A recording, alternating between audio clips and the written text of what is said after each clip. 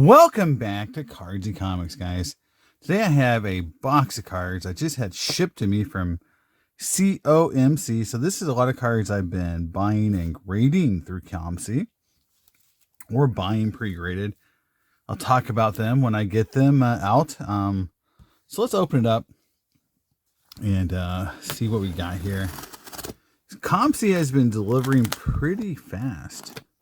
Now, you can obviously pay for faster shipping, but, you know, unlike 2 years ago, maybe, or even maybe a year ago, where they were very, very slow, they are much faster. Let's see what we got.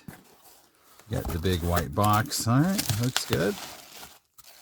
And I found opening these up, actually upside down, helps prevent the inevitable peanut issue. Really don't like peanuts. All right, so we got the box open. Ooh, here we go. Here we go. All right. It's inspected by 236, guys, so we know it's going to be good quality. All right. Here we go. They're all slabs, nothing raw, I think. We'll check it out. We'll make sure we got what we got. Oh, there it goes. See, and they always have these, labels on the back, so you know a COMC order when you see it, because full of stickers and things to have to remove later on as you open your order. So as you can see, fairly large order, and it includes cards that I rated through EPAC. Like I pulled them on EPAC, then sent them to COMC and got them graded, or cards I bought on COMC is either already graded or raw and got them graded. So first up here is I pulled one of the Connor Bedard super short prints out of Upper Deck, and it came back in 8. So this is definitely one of those ones where I, sent the card in directly from EPAC right to PSA to get graded, and it came back in 8. Now, let me look it over a little bit. See a little thing here. That's maybe what got it. It's not too chippy. Again, I hate the fact they put 2 of these things on there, and then one of them you have to open the entire case to get rid of it if you want to see the back of the card, because who would want to do something like that, right? So there's that. A little bit wavy at the top, you see that? Not a very clean cut card, honestly. So maybe it deserved an 8. I don't know. It's still worth some money. It's worth, like, I think $150 as an 8 now. It came way down off the high prices. So that's a fun card. I mean, for a $5 pack of Upper Deck, getting a card like that is a pretty cool deal. The wrong sleeve. Sorry about that. So yeah. I don't know. I actually, spoiler alert, seems kind of silly, but I actually pulled a second one of these on EPAC. So I pulled 2 of these super short prints, right? So that gives you maybe I pulled a second one of these, and it's already been graded, and I've got it coming to me in the next order, and it did grade higher. So that is card number 1 of this order. I don't know. There we go. Stick it up there. All right. Card number 2. I'll try to remove all the stuff because I'm going to re-sleeve everything anyway, because their sleeves are not the perfect fits, which are the ones I like. I don't know what sleeves you guys use, but it's the ones I prefer. And so these are not the ones I like. It's a cool card. Again, I'm building up my Reggie White collection, and this is the 96 Topps Chrome Refractor. There you go. And a very shiny PSA 8. So again, a little bit, I can see, you know, a little bit of surface issues there. So I can see why I would 8, but still a beautiful card. Like the 96 refractors are some of the most shiniest and deep looking refractors ever made. So very happy to get the old Reggie White off the list here. Cool card. Very cool card. And yeah, bear with me a little bit while I re-sleeve everything. I have noticed that on ePack, a lot of the higher end refractors have been hit for a lot of players. So I'm wondering if people are realizing that some of the stuff is fairly cheap on ePack and people are hitting them. Next up is a player that I do not collect very often. You won't hardly ever see this guy on my channel, but he's a very popular player, and it's just someone I don't collect very much. But I love the set. I did a whole video about this set, and I just want to show you one of the cards from it. And it's a beautiful card. It really is. It's a 2005 Zenith Artist Proof Tom Brady. And it came back in 8, so I was hoping for a 9. I just want to show you how kind of like, you know, this is the last year for Dufex that I'm aware of. And that's why I kind of talked about in that video. 2000 Topps Finest had Dufex as well. But this is sort of the last known set to use Dufex. This is 2005 Zenith. So Topps used it one time. Really interesting. You can see in the back it says Artist Proof. I don't know if you can really see that. There you go. Now there's a gold version of this card as well, and the golds are even better looking. So the regulars are not numbered, but the golds are to 50. So there you go.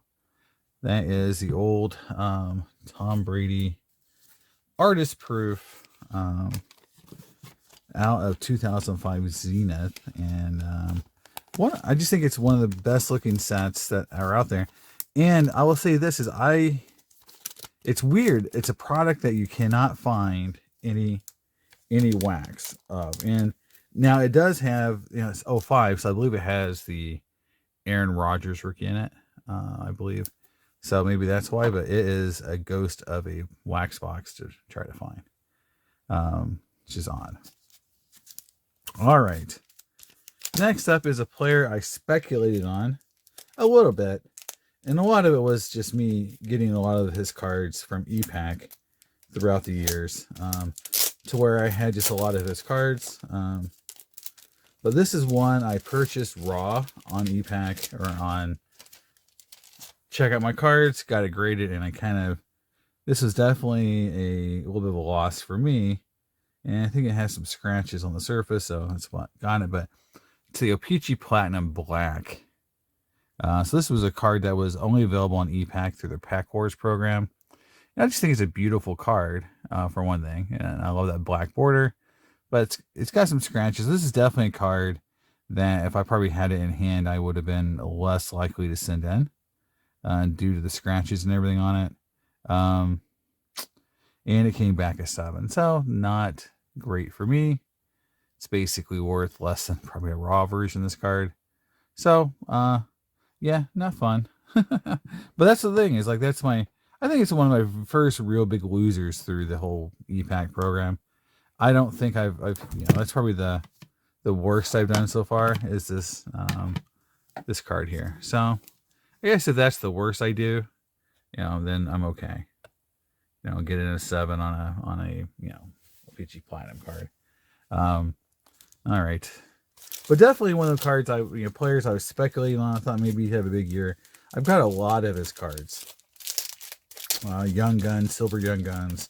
So I was, and I've sold a few of his cards too, including the Platinum Emerald Auto that I had. I don't know if you remember that card in some of my videos, but I did have that Emerald Auto, which is very cool. Sold at the National. All right, next up is a product and a card that is awesome that they did this.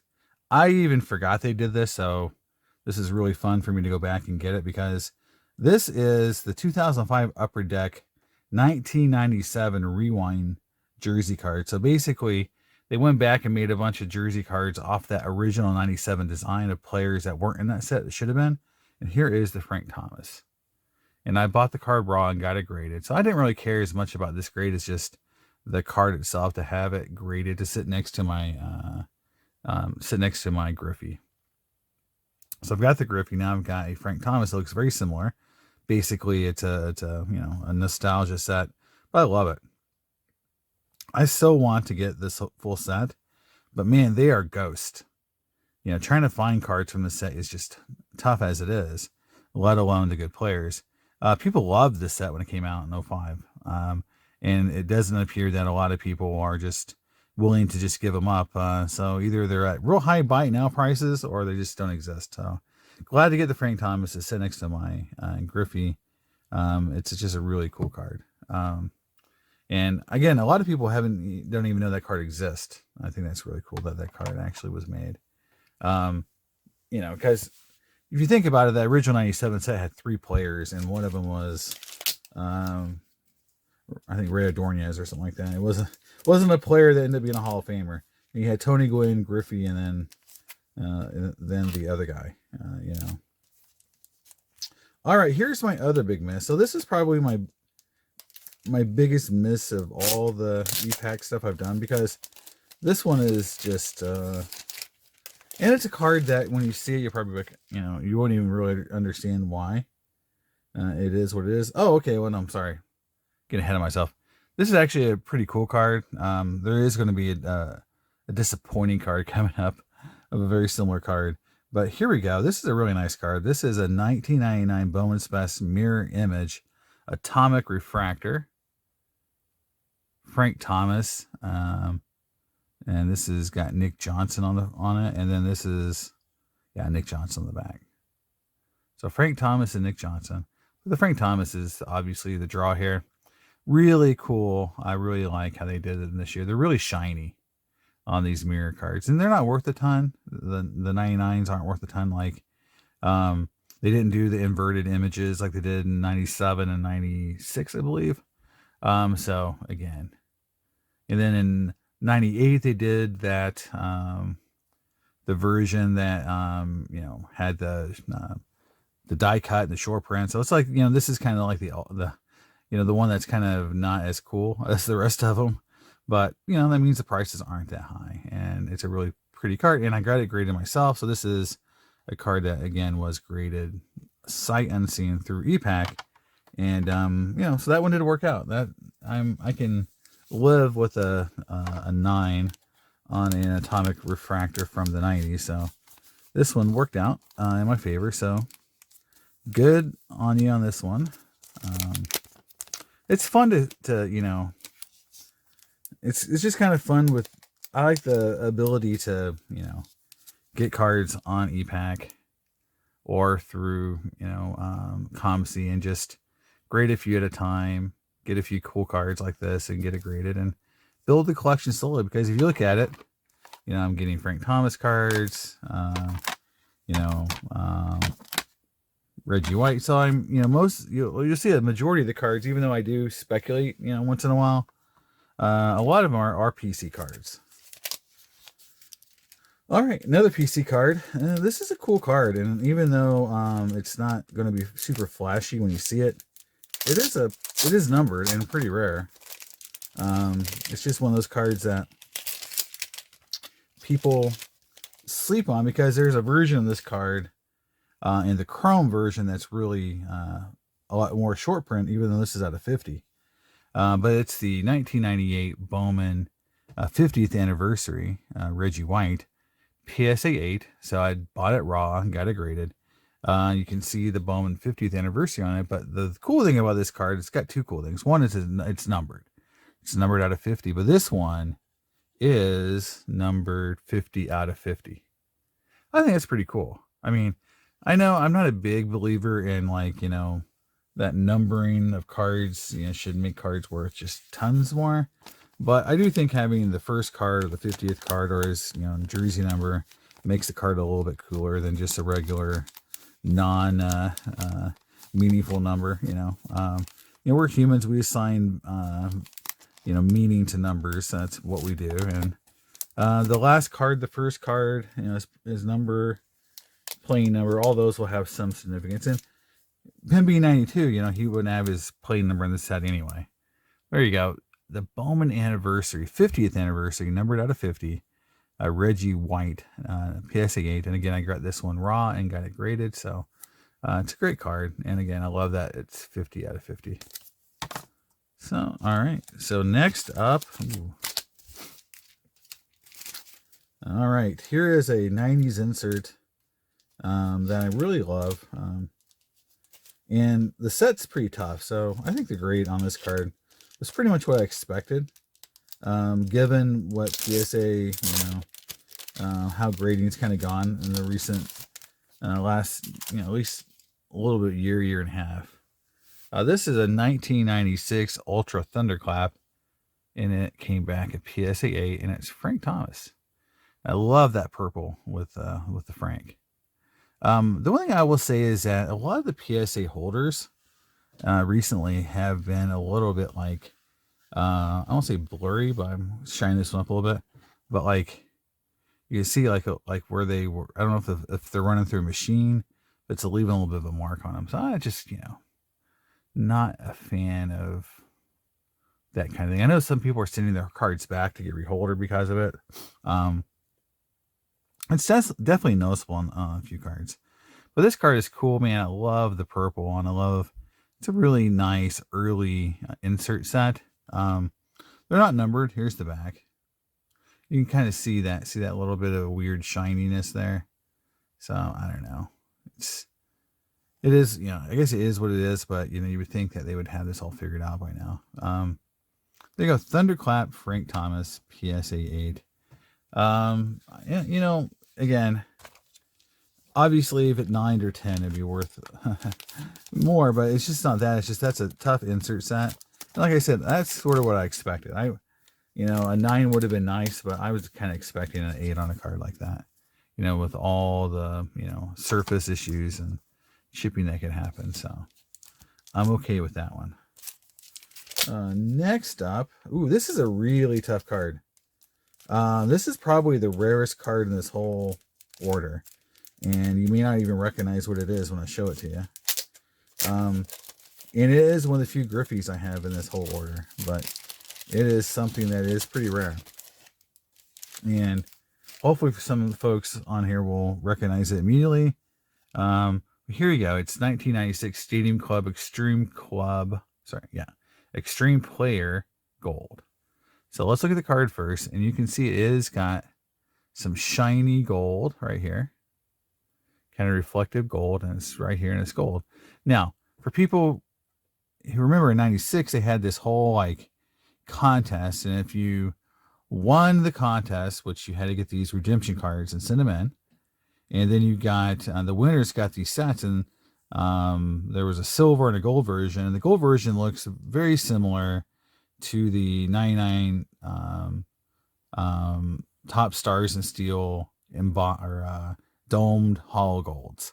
They've got that epoxy finish, and so the silver versions just had the epoxy finish, and the gold versions had almost like a metal casing around them. They're very cool cards. I mean, some of the cooler cards Topps made in this mid 90s time period.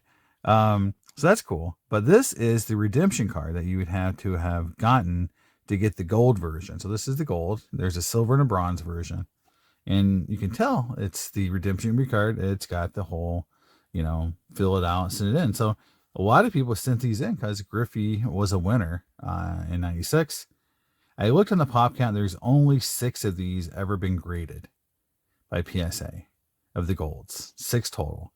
2 6s, like 2 8s, like 1 7, 1 9 or something like that. And there's been no 10s. So it's a pretty cool card.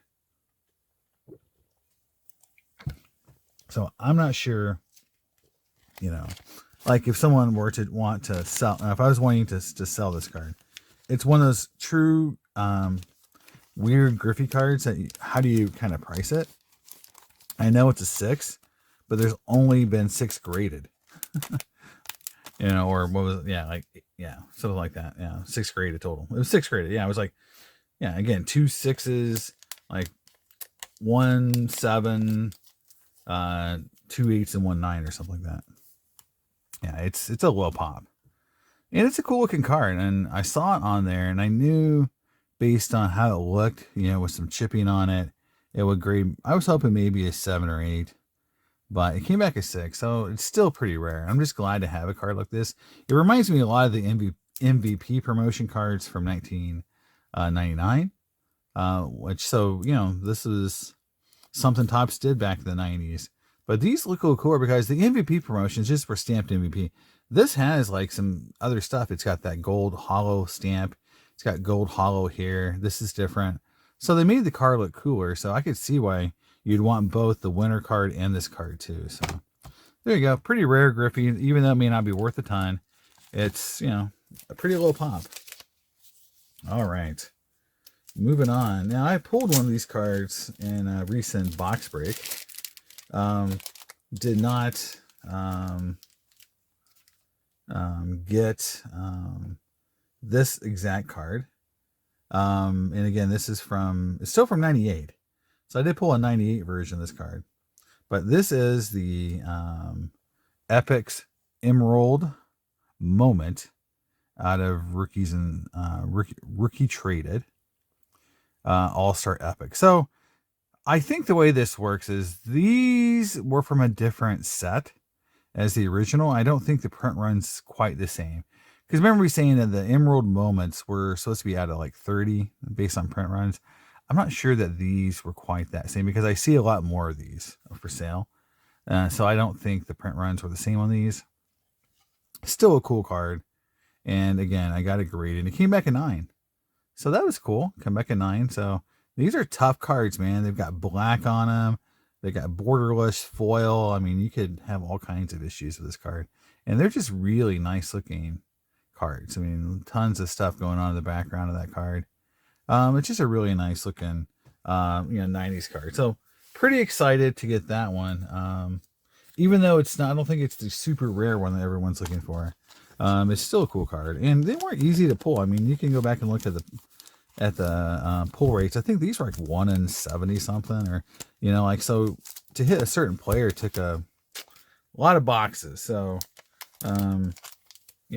very nice 98 score, Frank Thomas Emerald Moment Epics. And again, I bought that raw and got that graded. So that one worked out. Like I said, you win some, you lose some, and that one I definitely won. All right, next up is a card I need for my 90s Griffey Refractor collection. So this is definitely one I'm glad to get because I actually almost bought one. I forgot I submitted one, but here it is. And this is a nice looking card. I really like this set. I'm surprised they haven't done, haven't like retroed this set, and because I think it's one of the nicer looking, chrome sets they did as far as like the mystery border refractors. But this is the 1998 finest mystery border refractor Griffey, and I love that baseball in the background. I love how it gives it that kind of like sun ray design on the back. It came back an 8, so I'm okay with that. I mean, again, these cards are tough to grade, and I've had plenty of other refractors for the 90s come back 8s. So this fits in. I'm not trying to get all 10s, I just want the card and the collection. I thought this was very well centered and, looked really nice for when I bought it raw. And, again, an 8 in the, right now at this point in time, is probably like what a 9 was 5 years ago in terms of like expectation. So, I do feel like some of the 90s stuff is harder to, get 9s and 10 on, like maybe we're used to. And so you kind of have to lower expectations. You have to have a really nice card to even get a 9 in the 90s. Yeah. They're being, it's a tougher, just a tough grading right now. And I think this card, 10 years ago would have been a 9 all day. And you look at it and there is very little flaws on the front. I don't see a lot of fingerprints or, I mean, that's for me, the holder. You look on the back. I mean, normally you would see something like some big chipping or something on the border. You don't really see anything. I think this card was pretty harshly graded, honestly. If you're going to go after this one little thing up in that corner, I mean, is that what you're going to make that card an 8? I don't know. One of the few cards I've disagreed with, so far. I can see the rest of the grading. I see some bases for what they were saying, but this one is tough because I don't see fingerprints or scratches on it. So again, it is what it is, but I think that card's pretty solid 8. All right, next up, and again, this is a big order, so I'm sorry it's taking so long. But I wanted to kind of show you guys because I wait a long time. So this is like the course of like almost all year. This is like 4+ months of buying and selling on COMC. This card is really cool, and again, it's a card that is going to be kind of a speculation card as a hockey card, and it's just a card that I have to time the selling of this because again, this is a card I would definitely will sell at some point. Because again, on hockey, I don't collect a ton. I collect a few players and that kind of thing, but I get a lot of these rookies on EPAC. And this is the Cole Caulfield silver foil, and it came back a mint 9. And I have graded a lot of these silver foils. So it takes 5 regular Young Guns to silver a card on EPAC. So so these are pretty tough and they're condition sensitive. But I've been pretty lucky. I've gotten 10s on quite a few. Like my Peterson came back at 10. My Jack Hughes came back at 10. My Makar came back at 10. So I've had a lot of 10s come back in this set. This came back at 9, so a little disappointed. But again, it's one of those cards that I will eventually move. If he has a couple good, has a good couple months next year, maybe, next season, I'll try to take that card and, turn it into something else I like. But it was a card that, again, I've had a lot of good silvers, and I've done pretty well with them. Like right now, I got the Lafreniere silver in a PSA 10, I believe. And so, eventually he's had a good playoff. So, maybe I'll move it. Next up is another Griffey refractor for my set, my 90s Griffies. And again, it's a 97 Bowman Spec, and it came back an 8. And again, kind of sense a little pattern here with these refractors. But the thing is, too, is like I'm buying these sort of sight unseen. Just in general, looking at the front of the card, I don't see anything majorly wrong with it so far. Back of the card, let's see here. Yeah, nothing obvious, but again, it doesn't take much. And I see a little bit on this corner up here that you can say maybe they didn't like how that looked. I don't know. But it's still a cool card, and it's the base card. So you got to remember in these 97s and 98s and even 99s, you got Bowman Best sometimes in Chrome had previews. So you had to make sure you got not the preview card. This is the actual first card in the set. So this was pack pulled, not a insert from another set. So it's cool to get just a base, refractor.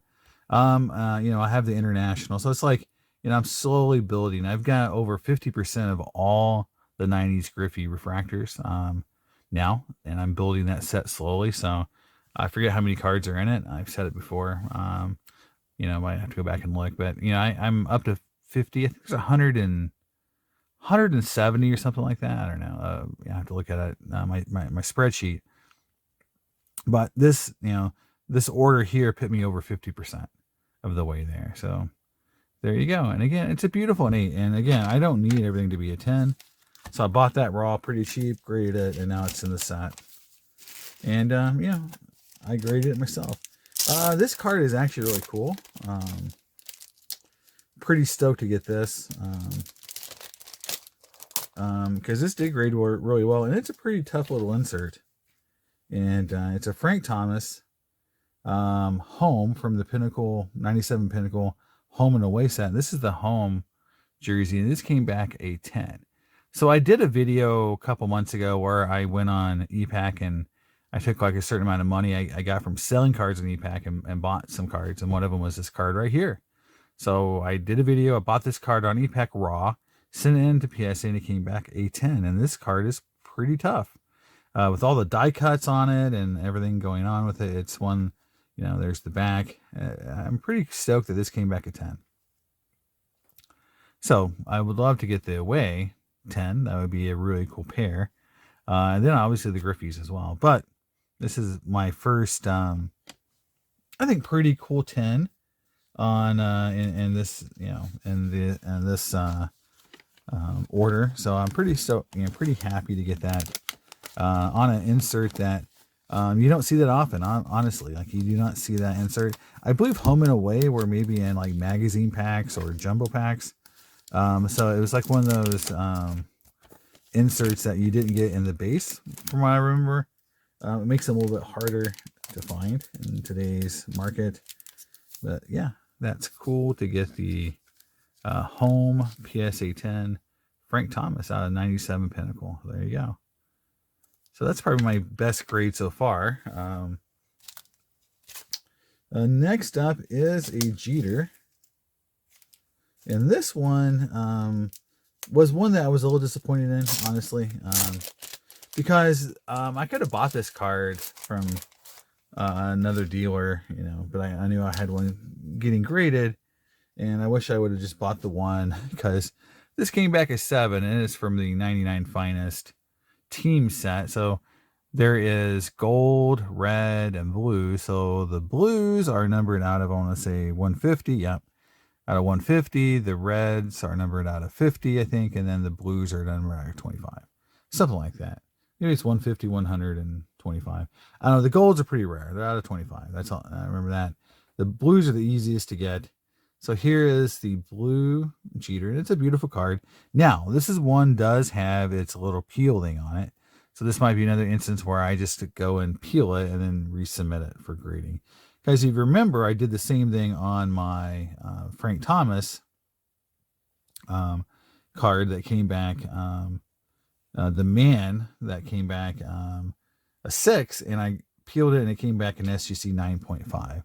So this might be one of those cards I pop and get regraded once I peel it. So we'll see how it goes. I may do that because I see the peel kind of coming up there. You see on that corner, that peel kind of coming up a little bit. So maybe that's what I'll do and see when it comes back again. So, but again, and as is, it's a 7. I think this is a candidate for a peel and reseal. So down to the final 3 cards. Let's see who we got here. First up is a I won't spend a lot of time on this card. A card I got on ePack, and again, it's just another hockey card. This is the Trevor Zegras Lucky 13 rookie insert. These are pretty hard to get, honestly. Came back at a 9, but it's just one of those pretty cool hockey inserts I got on ePack. I just got it graded.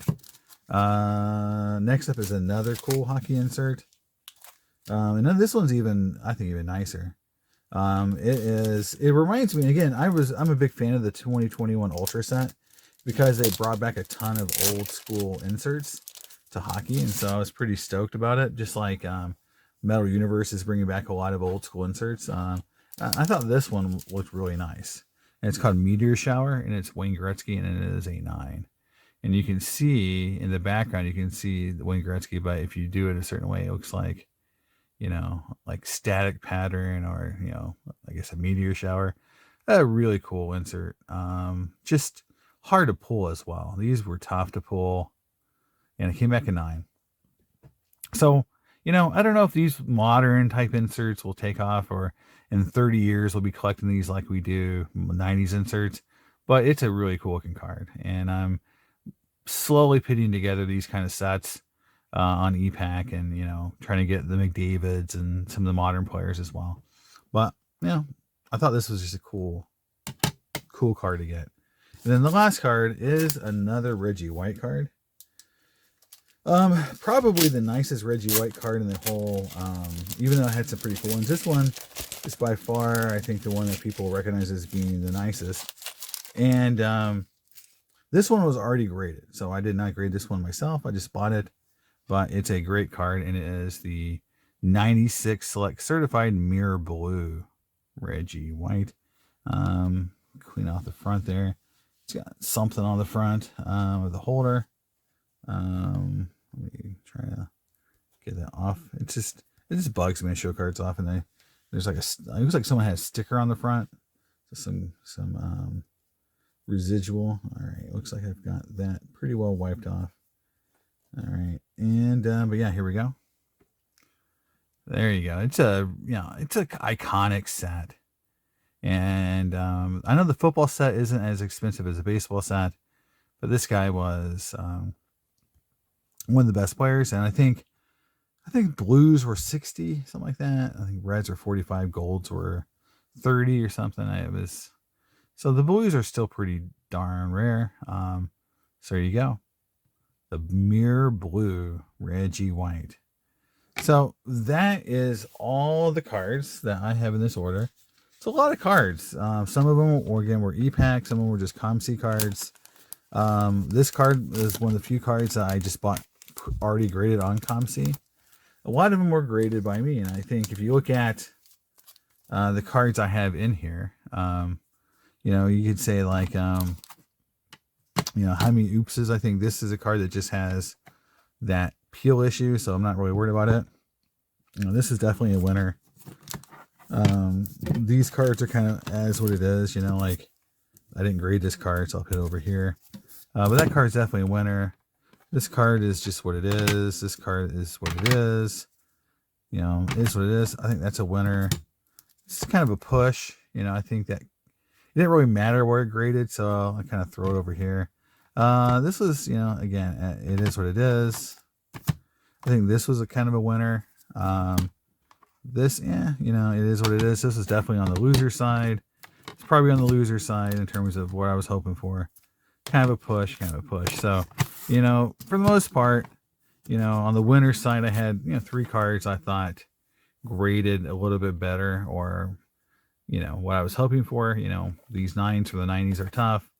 I'm getting 110. And then these were all like the, all the 8s, that in kind of 9s on modern, kind of like, yeah, these are what you kind of expected. Like they're not, great, but they're not terrible. And then Brady kind of graded a little lower than I was hoping for too. And then I'd say these are the cards that I was disappointed in the grades a little bit. A card like that, for me, pack to get graded, it comes back an 8. This card, obviously, no one wants a 7. This card, the peel is a little bit an issue. And this card, I know an 8 seems like a push, but it's a 2005.